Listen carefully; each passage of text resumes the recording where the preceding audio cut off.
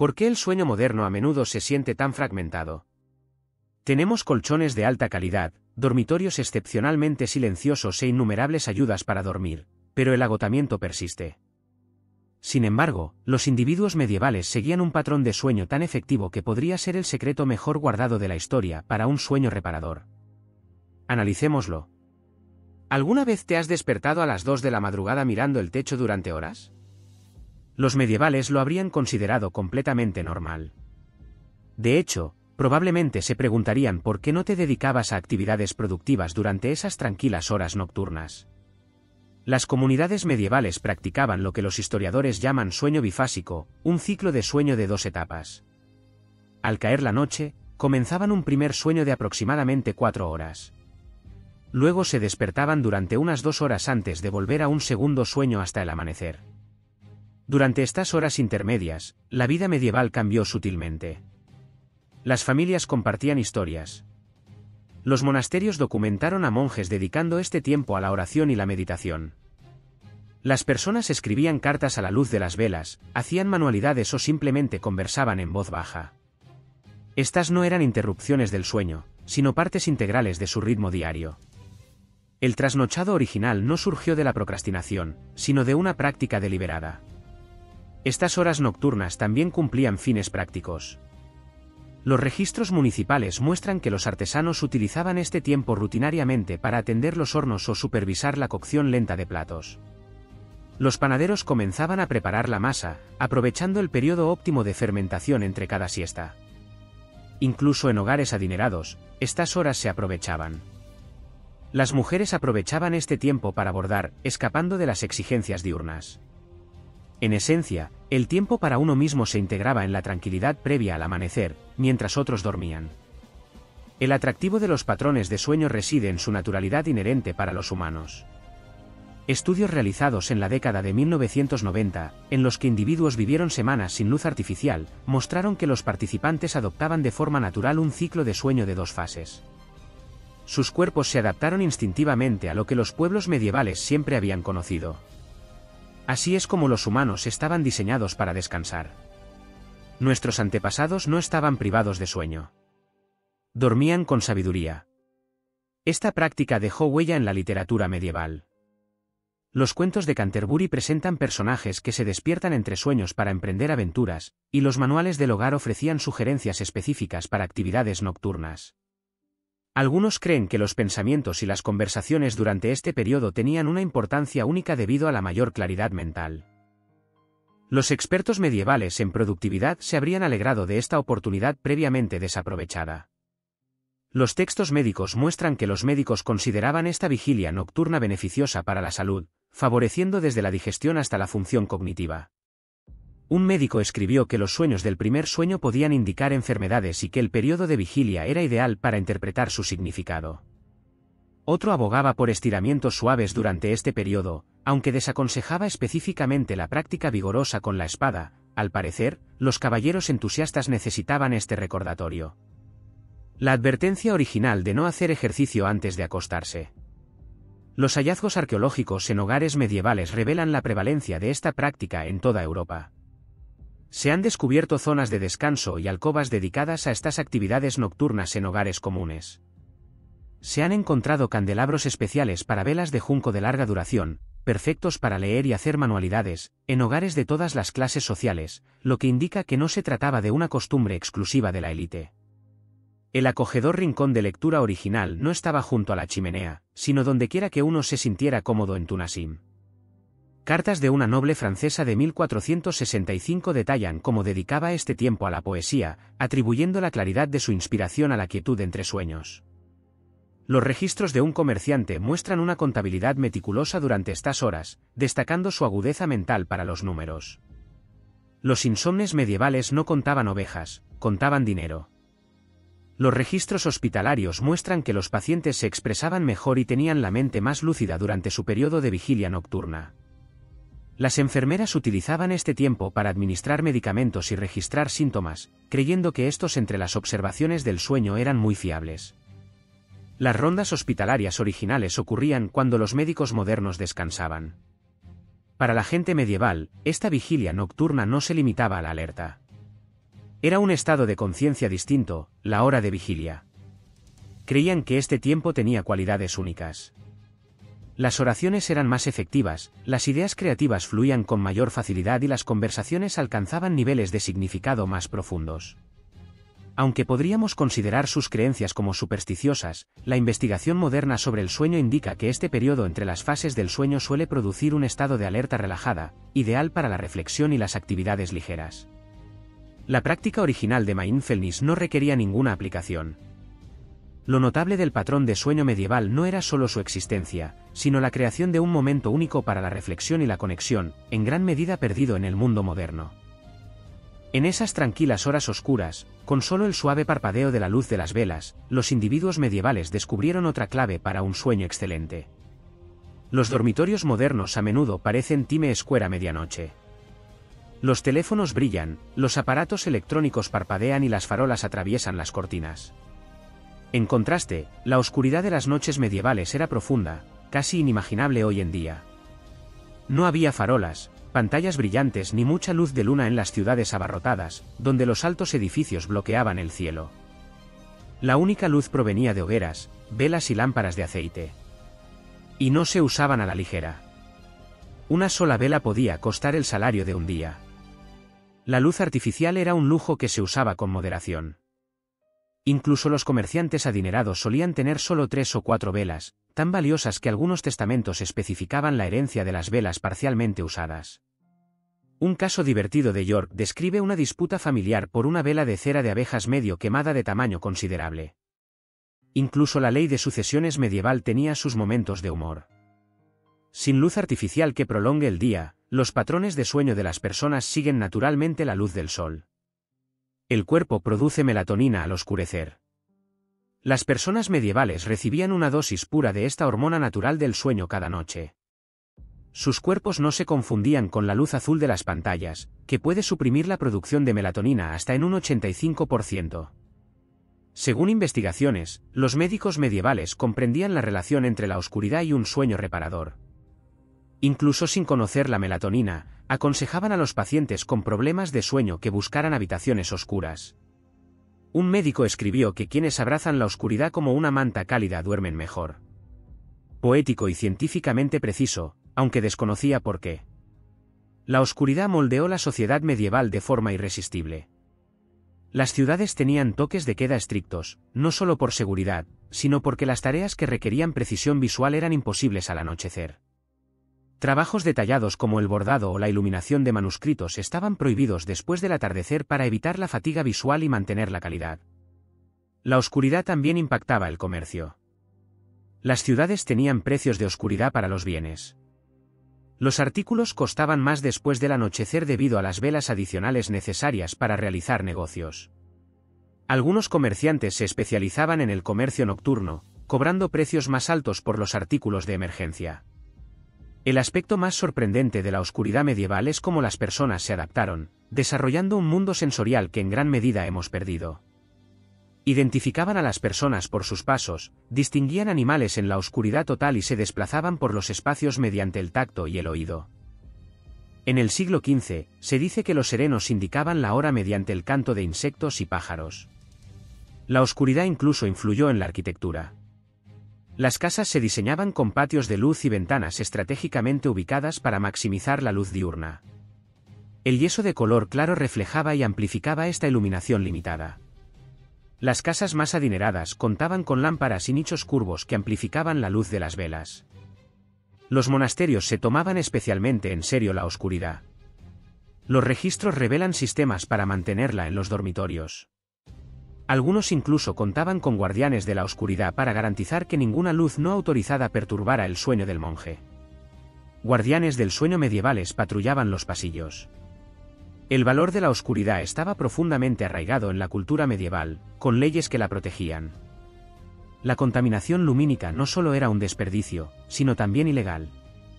Las ciudades europeas imponían multas por la iluminación nocturna innecesaria.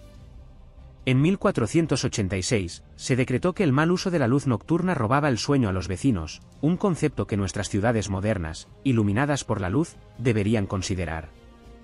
Esta profunda oscuridad tenía un marcado efecto en la calidad del sueño. Sin luz artificial, la gente de la época medieval solía pasar de 6 a 8 horas en completa oscuridad antes de dormir. Esta oscuridad maximizaba la producción de melatonina, lo que resultaba en un sueño más profundo y reparador.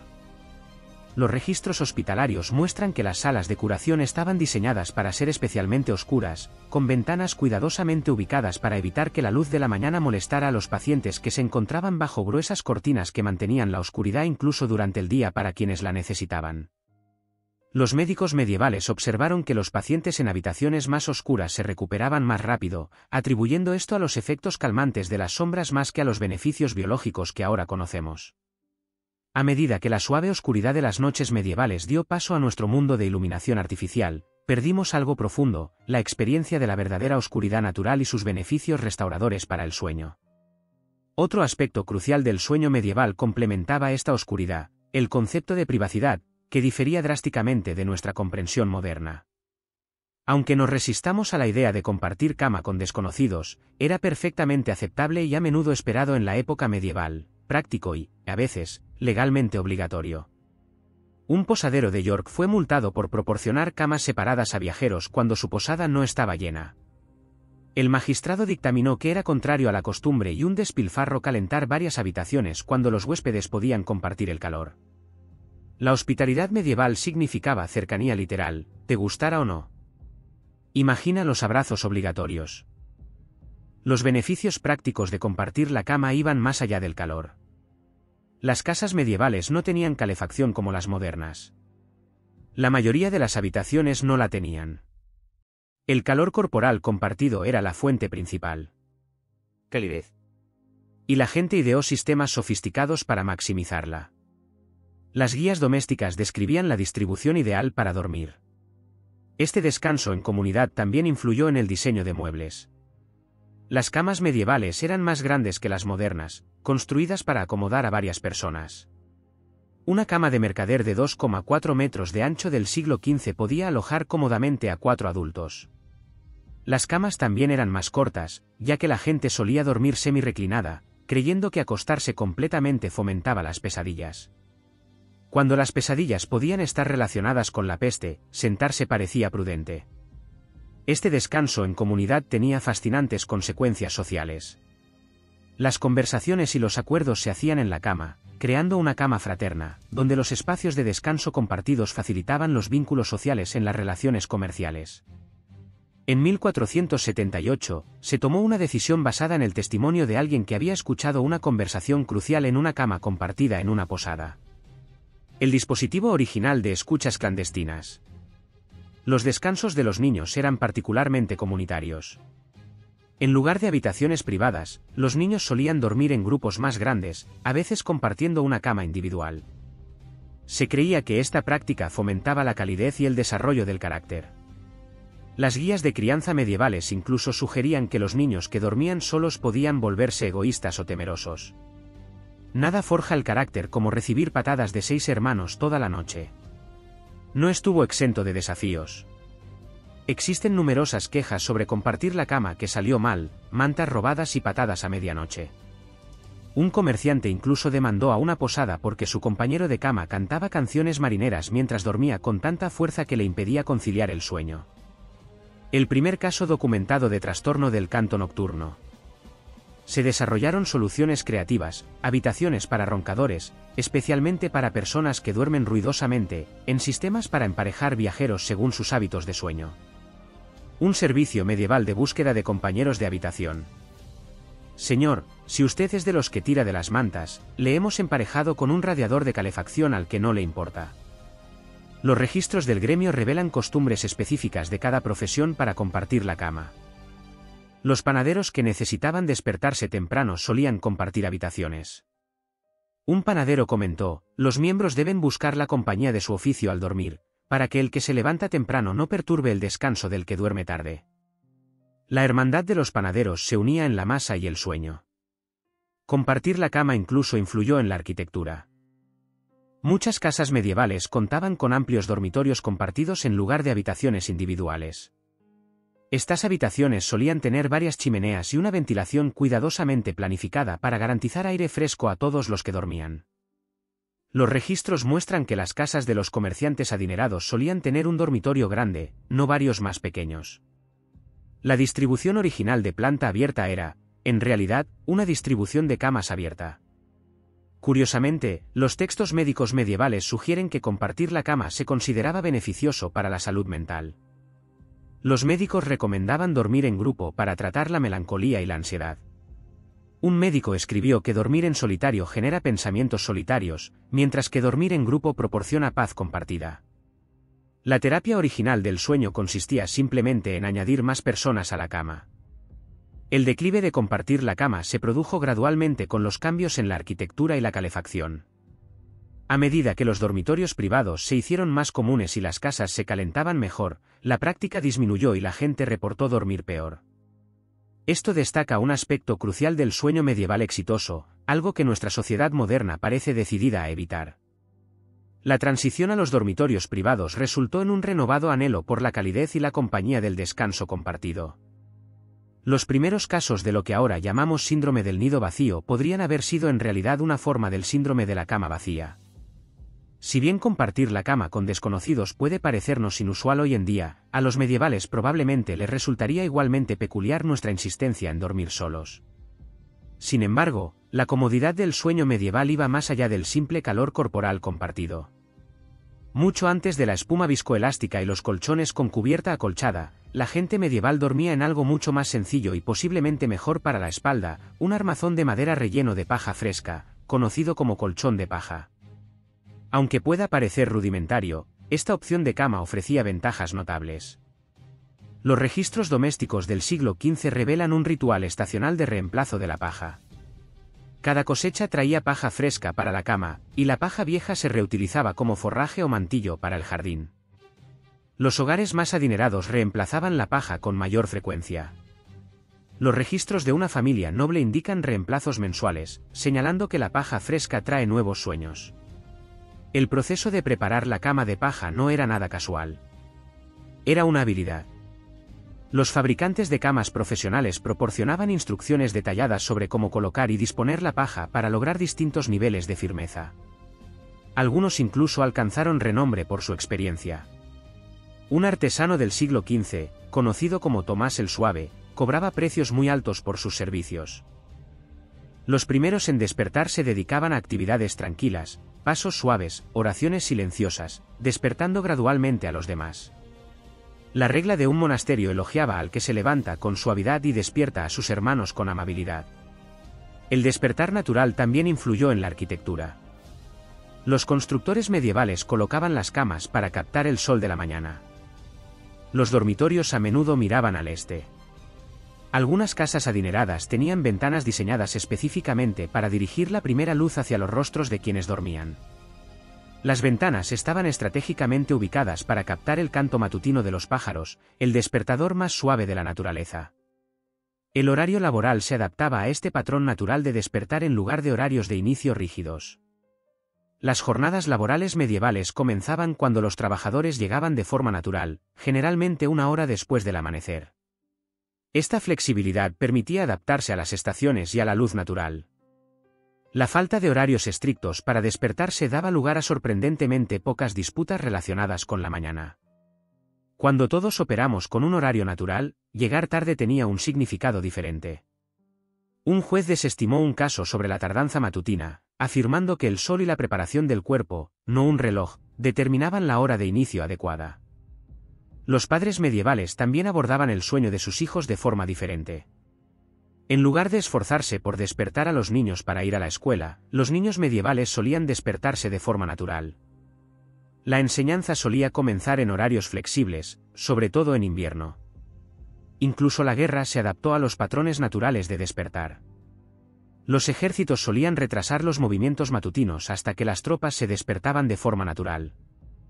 Un comandante señaló que los soldados que se despertaban de forma natural luchaban mejor que los que se despertaban sobresaltados, aunque añadió que esto hacía que los ataques sorpresa al amanecer fueran particularmente efectivos. Este sistema natural de despertar no estaba exento de desafíos. Algunos trabajos, como la panadería, exigían despertarse antes del amanecer. Estos trabajadores desarrollaron soluciones, como acostarse excepcionalmente temprano o usar varios periodos de sueño más cortos.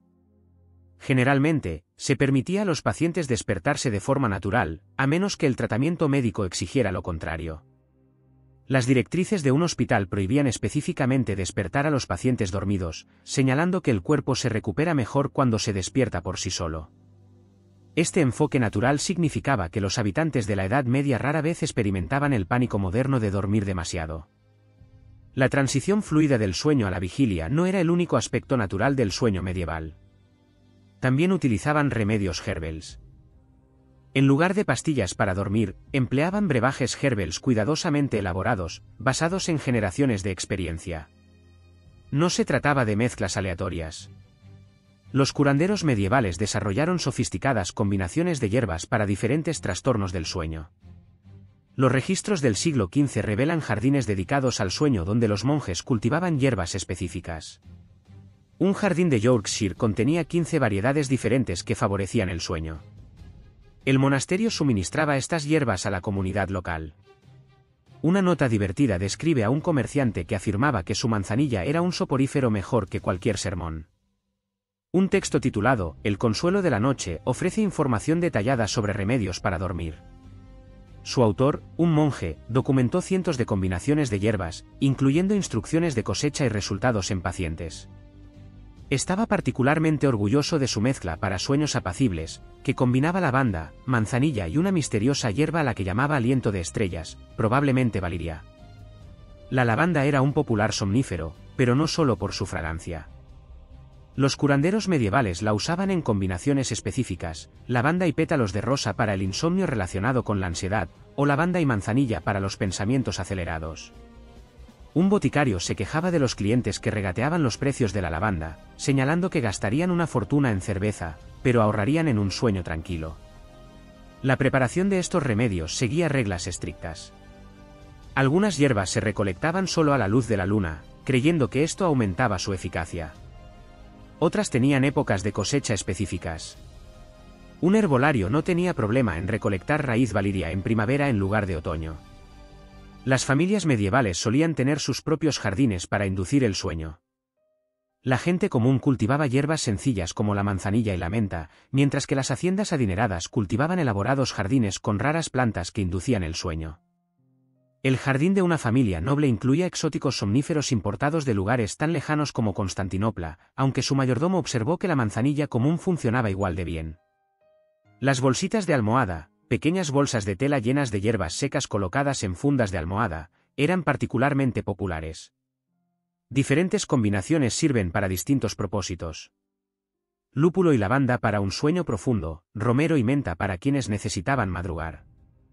Un inventario enumera bolsitas para dormir para los ricos que contienen las mismas hierbas que las comunes, pero en bolsitas más elegantes y al triple de precio. Los hospitales incluso perfumaban las diferentes salas con hierbas específicas según el estado de los pacientes. Menta en la sala de fiebre, lavanda en la de recuperación. Otro texto medieval significativo, La vigilia nocturna del herbolario, detallaba preparaciones específicas para diversas dificultades del sueño. Para el insomnio, recomendaba té de manzanilla y pasiflora.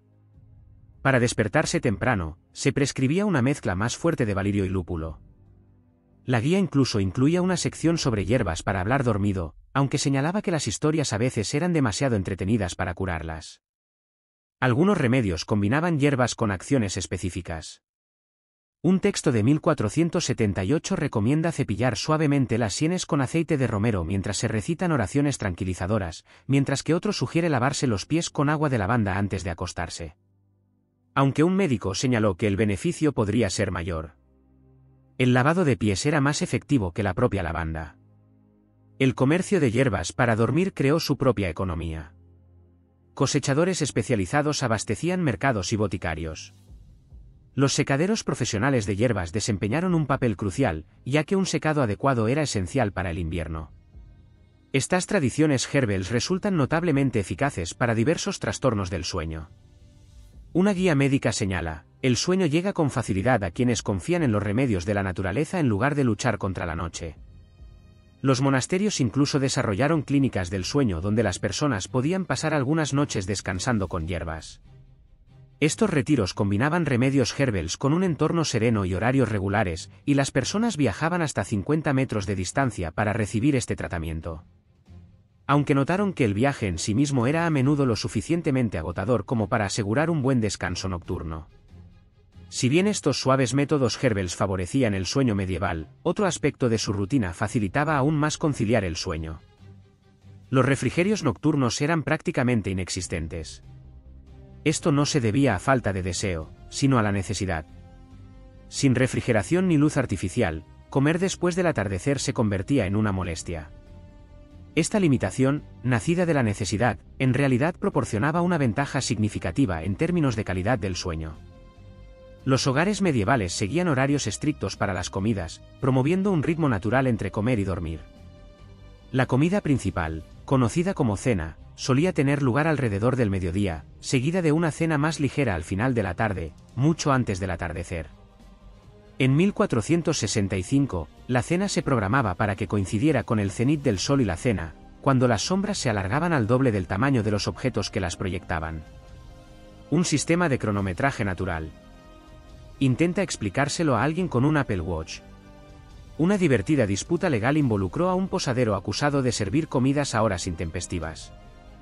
En su defensa, sus invitados eran viajeros españoles que desconocían los horarios de comida cristianos. El juez dictaminó que incluso los sistemas digestivos extranjeros debían acatar las costumbres locales. Quizás el ejemplo más antiguo de esto en Roma. Los médicos medievales observaron que quienes cenaban tarde a menudo experimentaban mal sueño y sueños inusuales. Una guía médica advertía contra comer en exceso después del anochecer, asociándolo con todo, desde pesadillas hasta indigestión. Otro médico afirmaba que quienes cenan tarde se levantan tarde, con la mente nublada como la niebla matutina. Una visión medieval de que no eres tú mismo cuando tienes hambre. La cocina monástica se adhería estrictamente a los horarios de comidas regulados por la luz del día. La campana vespertina que anunciaba la última comida no era solo una observancia religiosa. Era un corte práctico para el personal de cocina. Una regla establecía explícitamente que, al sonar las vísperas, las hogueras debían apagarse, independientemente del hambre. Una estricta política de cierre de la cocina. Los trabajadores seguían normas similares. La prohibición de comer tarde creó normas sociales interesantes. Las reuniones nocturnas se centraban en la conversación y el entretenimiento, no en la comida. Los anfitriones que ofrecían comidas sustanciosas después del atardecer se consideraban ostentosos o carentes de gracia social. Las visitas nocturnas eran explícitamente para la camaradería, no para el festín. Ya hemos comido cosas en términos medievales. Las prácticas de conservación y preparación de alimentos reforzaban estos patrones dietéticos. Sin refrigeración ni calefacción fácil, preparar comidas tardías era poco práctico. Las hogueras solían avivarse después de la cena, y reavivarlas para un simple refrigerio se consideraba demasiado esfuerzo. Quizás el origen de la frase no merecía la pena. Las cocinas medievales estaban diseñadas para la preparación programada de comidas a gran escala. La ausencia de utensilios de cocina individuales de fácil acceso dificultaba las comidas improvisadas.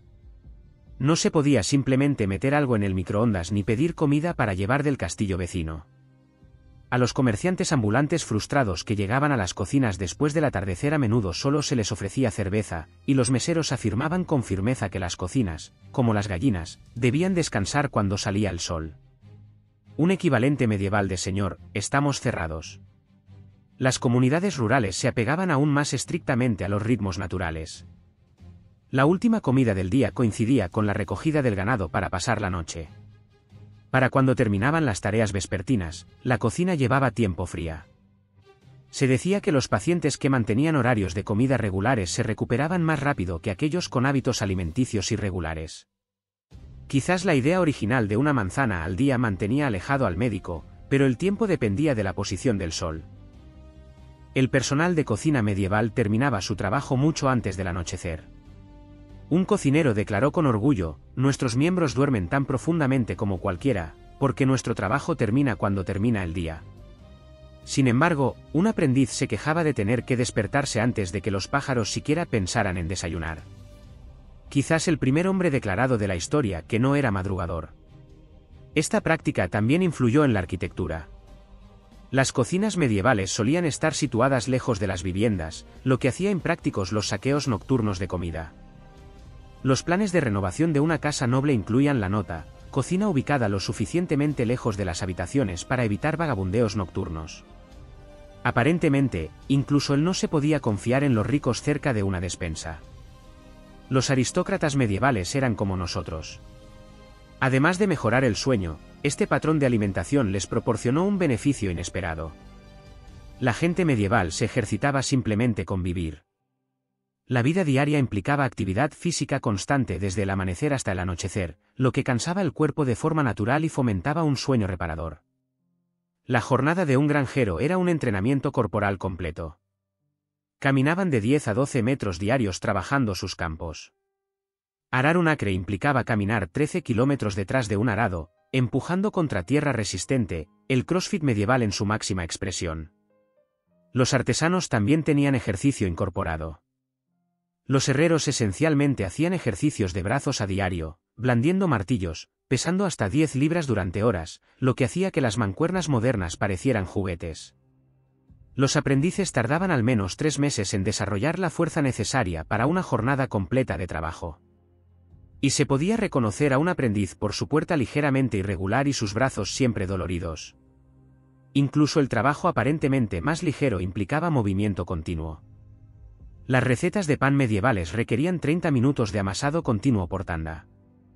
El vídeo original de ejercicios para la parte superior del cuerpo, sin licra ni música animada. Los tejedores trabajaban en telares de pie, caminando kilómetros de ida y vuelta a diario, desgastando los zapatos más rápido que un adolescente en pleno estirón. El trabajo textil era particularmente exigente. La preparación de la lana implicaba horas de trabajo físico antes de poder hilar un solo hilo. Un entrenamiento completo para los brazos que impresionaría a cualquier entrenador personal moderno.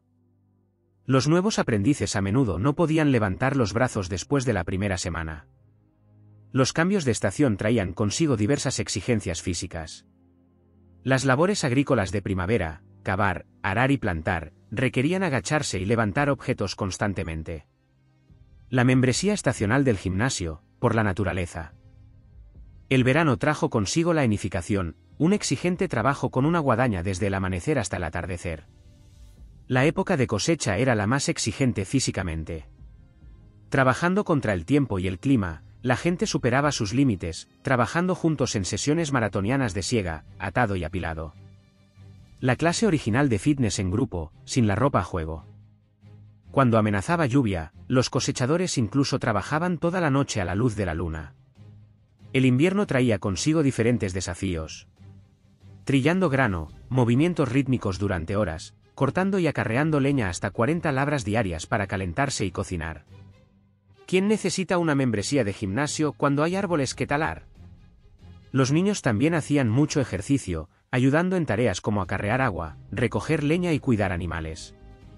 Un maestro de escuela de 1463 incluso reprendía a los padres por dejar que sus hijos jugaran demasiado en lugar de realizar actividades adecuadas de fortalecimiento muscular. Posiblemente el primer fanático del fitness de la historia.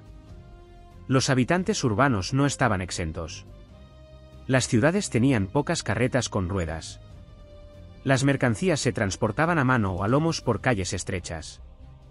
Los aprendices realizaban regularmente 12 viajes diarios de subida y bajada de edificios de 4 pisos cargando cargas pesadas. La máquina de escaleras original con entrenamiento con pesas extra. Acarrear agua por sí solo era un ejercicio significativo. Los médicos de la ciudad observaron un desarrollo muscular unilateral en los aguadores, lo que requería ejercicios específicos de contrapeso. Ni siquiera la nobleza estaba exenta de la actividad física. La caza, un pasatiempo favorito, implicaba horas de montar a caballo, caminar y correr.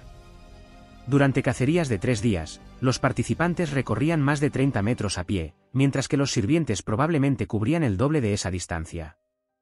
La vestimenta medieval también fomentaba el movimiento. Sin elástico, la ropa debía ser lo suficientemente holgada para el trabajo. Viajar implicaba caminar mucho. Los comerciantes caminaban un promedio de 15 a 20 m diarios. Los cálculos de distancia a menudo incluían notas a pie de página. Restar 2 millas de viaje en solitario. Sumar 3 si viajaban con aprendices. Incluso las actividades de ocio implicaban movimiento, concursos de lanzamiento, lucha libre y baile. Las tardes de domingo a menudo se convertían en competiciones deportivas improvisadas, para gran consternación del clero. Al parecer, la congregación se dedicaba más a los juegos que a las oraciones, aunque ambos aseguraban una buena transpiración. Esta actividad física constante provocaba cansancio natural al anochecer, lo que facilitaba el sueño. Los trabajadores físicos rara vez se quejaban de insomnio, aunque las agujetas eran comunes. Los medievales inventaron accidentalmente la rutina perfecta para dormir mientras simplemente intentaban sobrevivir. Lo más intrigante no es el ejercicio en sí, sino la falta de preocupación por él. La gente medieval no planificaba entrenamientos ni contaba pasos. El movimiento estaba arraigado en la vida diaria. Fueron los primeros entusiastas del fitness funcional antes de que se pusiera de moda. Hablando de no pensar demasiado, la gente medieval tenía otro secreto para dormir bien. No se obsesionaban con ello. Hoy en día, registramos, analizamos y nos preocupamos por el sueño constantemente. Tengo una amiga que pasa más tiempo revisando las estadísticas de sueño que durmiendo. La ironía no se le escapa. La gente medieval se habría reído de nuestra ansiedad moderna por dormir, y tendrían razón. Dormir no era un proyecto que se pudiera gestionar. Era simplemente dormir. No tenían entrenadores de sueño, podcast ni talleres de optimización. Tenían oscuridad, cuerpos cansados y sentido común. Los registros de un comerciante mencionaban casualmente dormir donde quiera que. Camas, bancos, incluso sacos de grano, sin importar el número de hilos ni la firmeza de las almohadas. Los diferentes sacos de grano ofrecían distintos niveles de comodidad, siendo el trigo preferible a la cebada. Consejos de viaje medievales en su máxima expresión. El enfoque medieval era sencillamente hermoso. Cansado, duermes. No cansado, despiertas. Un concepto revolucionario. No necesitaban una aplicación que les dijera que estaban cansados. Sus cuerpos hacían el trabajo. Los registros de los monasterios muestran que los monjes a veces se quedaban dormidos durante las oraciones. En lugar de resistirse, descansaban brevemente. Un monasterio incluso trasladaba a los monjes somnolientos a la parte delantera para despertarlos suavemente. Esta actitud relajada probablemente contribuía a un mejor sueño. Investigaciones modernas demuestran que la ansiedad por dormir es una de las principales causas de los problemas de sueño. La gente medieval vivía demasiado ocupada como para preocuparse por el sueño. Los registros de un posadero medieval muestran muchas quejas. Camas duras, viajeros que roncaban, gallos ruidosos, pero ni una sola mención del insomnio. Su mayor preocupación relacionada con el sueño, los huéspedes que dormían demasiado y se saltaban el desayuno. Imaginemos que eso fuera nuestra principal preocupación hoy en día. Los textos médicos medievales rara vez trataban los problemas de sueño. Si bien existían remedios para el dolor de muelas y la migraña, los problemas de sueño apenas se mencionaban. Cuando se abordaban, la receta era simple. Trabajar más duro durante el día. Nada de aplicaciones, nada de ruido blanco, simplemente agotamiento. Un médico simplemente escribió, para quienes no pueden dormir, que amontonen heno hasta que les pesen los brazos. Directo, efectivo, aunque no exactamente dividido. Curiosamente, los medievales tenían términos específicos para los diferentes tipos de descanso: dormir, dormitar, siesta y somnoliento. Cada uno tenía una función. Entendían que no todo descanso requiere un sueño profundo. Un momento de tranquilidad junto al fuego podía ser tan refrescante como una siesta. Estos variados periodos de descanso eran tan comunes que los textos mencionaban a personas que tomaban descansos de pie mientras trabajaban o dormitaban junto al fuego durante las noches de invierno. Su actitud hacia el despertar era igualmente relajada. Nadie sentía la necesidad de aprovechar el día ni avergonzarse de ser noctámbulo. El amanecer llegaba cuando llegaba. A menos que se fuera responsable de encender fuegos u ordeñar vacas, el horario de sueño era personal. Los registros de una aldea muestran que diferentes artesanos comenzaban a distintas horas. Los panaderos antes del amanecer, los tejedores después. Nadie escribió libros de productividad sobre la rutina matutina perfecta. Quizás el aspecto más notable del sueño medieval es lo poco destacable que lo consideraban. No era un pasatiempo, una medida de salud ni un símbolo de estatus. Nadie presumía de su higiene del sueño. El sueño era simplemente parte de la vida. Solo se mencionaba en los registros cuando interfería con el trabajo o la oración, y las soluciones eran prácticas, no complicadas. Esta simplicidad puede parecer ingenua, pero esa es la cuestión. Al no convertir el sueño en una tarea científica compleja, los medievales evitaron muchos de los problemas de sueño modernos. No crearon problemas dándole vueltas a las soluciones. Su ingenio involuntario residió en tratar el sueño como algo natural y normal, no como algo que se pudiera lograr o conquistar. Los expertos modernos en sueño están redescubriendo la sabiduría de que reducir la ansiedad por dormir es clave para dormir mejor. Los medievales lo sabían intuitivamente.